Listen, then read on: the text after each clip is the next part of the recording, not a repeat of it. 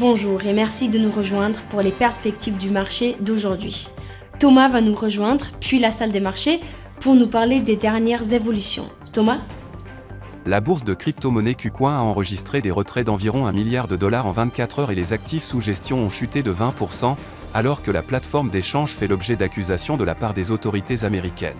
Le Dow Jones a été le plus performant des trois principaux indices, soutenu par les gains du fabricant de médicaments Merck, alors que les investisseurs attendent les prochaines données sur l'inflation et les commentaires des décideurs de la Réserve fédérale pour se faire une idée de la trajectoire des taux d'intérêt. Les prix du pétrole ont chuté pour la deuxième journée après la publication d'un rapport sur l'augmentation des stocks de brut aux États-Unis, le plus grand utilisateur de pétrole au monde, et après des signes indiquant que les principaux producteurs ne modifieront probablement pas leur politique de production lors d'une réunion technique qui aura lieu la semaine prochaine. La dernière session a vu les actions Apple augmenter de 1,7%. L'indicateur Williams indique un mouvement baissier. La paire euro-dollar a connu une légère baisse de 0,1% lors de la dernière session.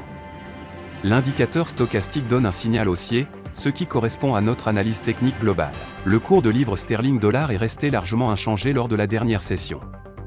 Selon l'indicateur stochastique RSI, nous sommes dans un marché survendu. La paire dollar-australien-dollar a connu une correction baissière lors de la dernière session, chutant de 0,2%.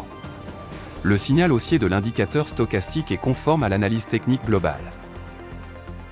Le taux de chômage du Japon sera publié à 23h30 GMT, le produit intérieur brut de la Grande-Bretagne à 7h GMT, le compte courant de la Grande-Bretagne à 7h GMT. L'indice des prix du produit intérieur brut des États-Unis sera publié à 12h30 GMT, le produit intérieur brut annualisé des États-Unis à 12h30 GMT, l'évolution du chômage de l'Allemagne à 8h55 GMT.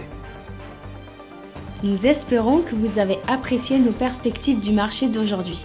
De la part de toute l'équipe, nous vous souhaitons une journée de trading productive.